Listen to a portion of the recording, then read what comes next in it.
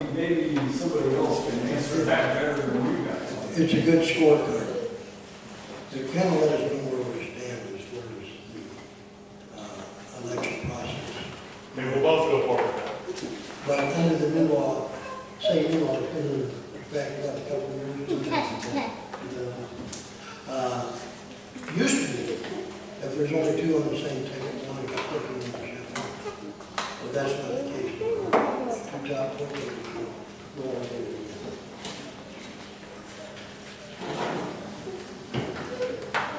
Chris. My name is Christian. This is a question for both of you. Since either one of you will be the chief law enforcement officer for Clickitat County, is it your belief, I'd like to have both of you respond, that you have authority over any federal intrusion into county activities? As an example, if the FBI, EPA, Homeland Security claim they have jurisdiction over a specific situation or a case in Clickitat County, how do you respond to that?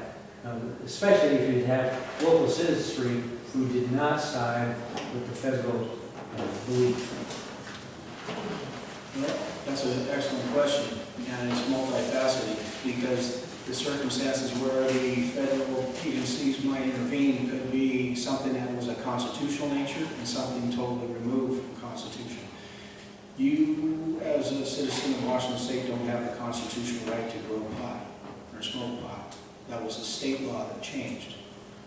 So because it's not a matter of the Constitution, if they wanted to enforce that, some other change, we would have to have some kind of a legal arbitrator.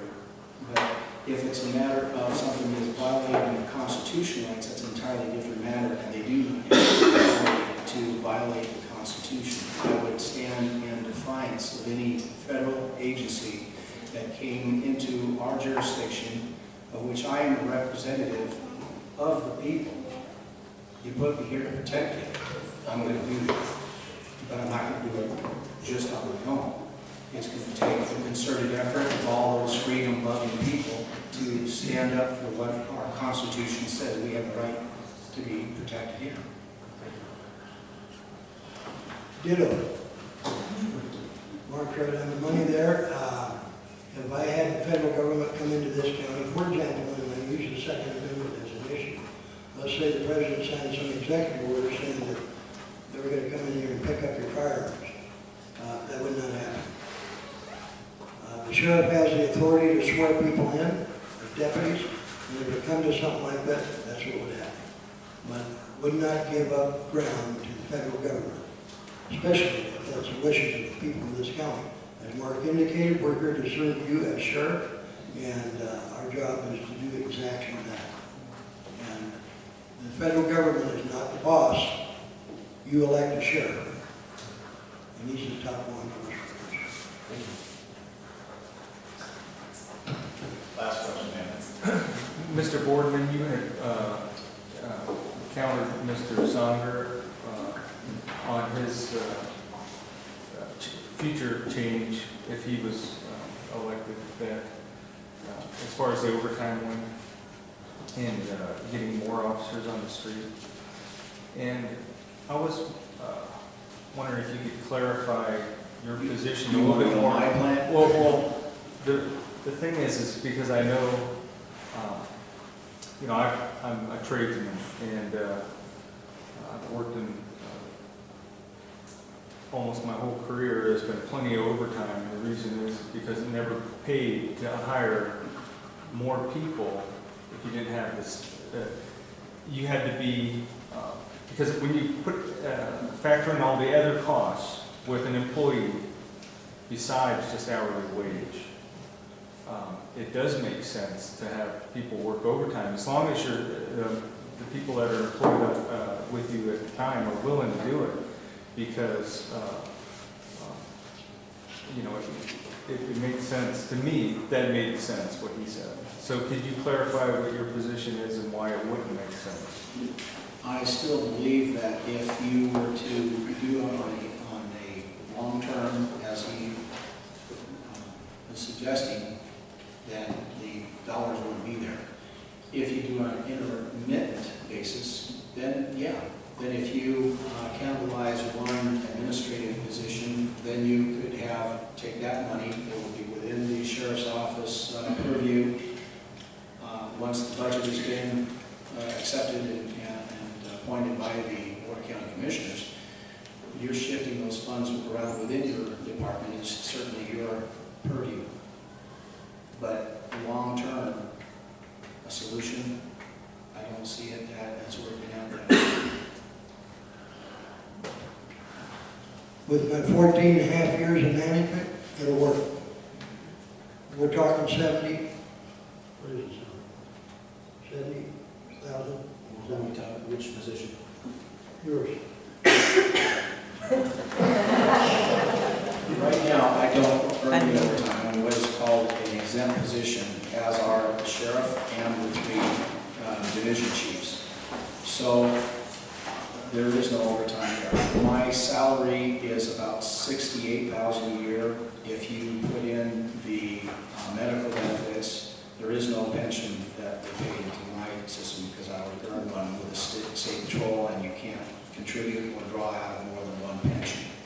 So the total package is probably in the neighborhood of $80,000, but it takes about $130,000 to field a deputy with, you figure, roughly $55,000, $56,000 of starting salary for the deputy, plus his benefit package and pension, and the vehicle is about $45,000 to $50,000. Right, the one that we just recently got, we're 43 on the bid. So when you take that cost for a full-time deputy, then it doesn't pan out where you eliminate one position for $80,000 and you try to field two full-time with $130,000 each. Now, I realized that wasn't the scenario, appointing full-time. He was talking about supplementing those positions in the field by paying them a time and a half to come out for that shift. That's not something that I feel that would work on a long-term basis because there's unintended consequences when you continually draw upon the same limited pool of personnel to pull those overtime hours. I've seen that. I imagine you have seen that in your industry as well.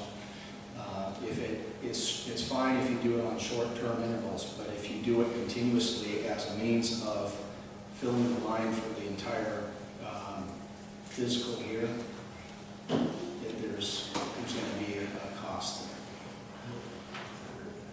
there. Yeah. Thank you.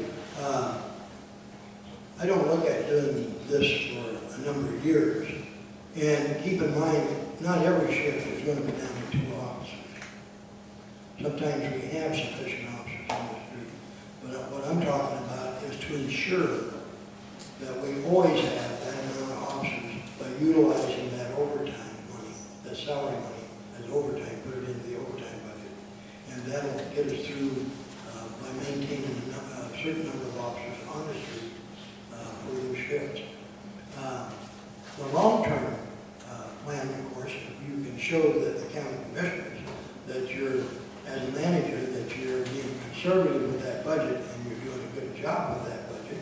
And based on the citizen advisory board, assisting the sheriff in preparing the budget and going to the county commissioners and saying that we need 1 or 2 or 3 more deputies, will have more credence and more credibility when that request is made. Now, I'm not going to sit here and say, I'm sure I'm going to get those deputies. You never know. But it depends on whether the money's there as far as the county commissioners.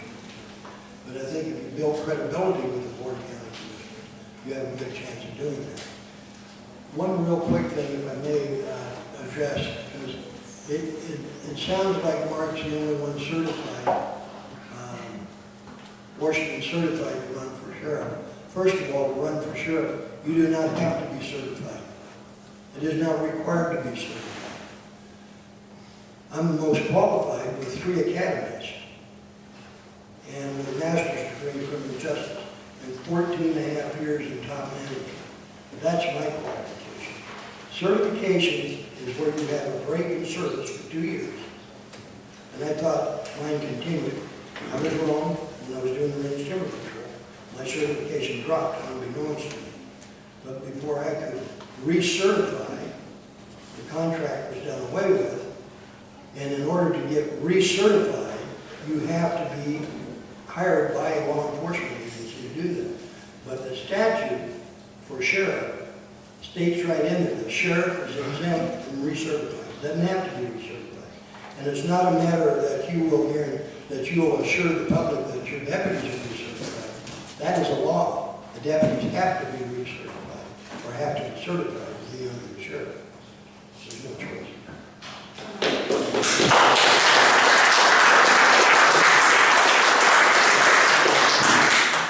And that concludes this segment of the program.